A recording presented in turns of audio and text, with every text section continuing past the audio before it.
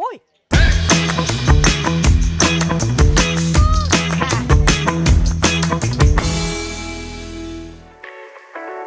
To make the best Thai food, start from the fresh ingredients.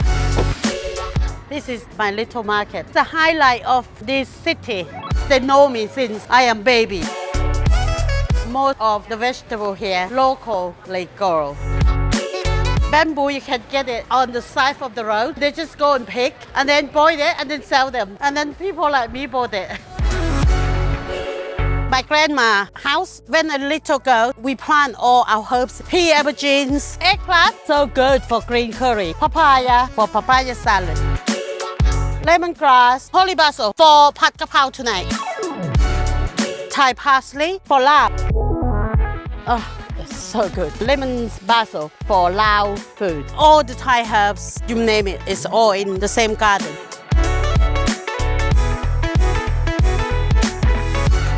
They grow everything. Tom kha banana flour is the best.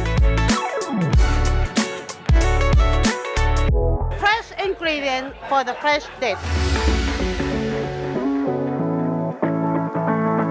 Thai food is about sit around the table with a friend and a family, sharing the food, sharing the story. That's it.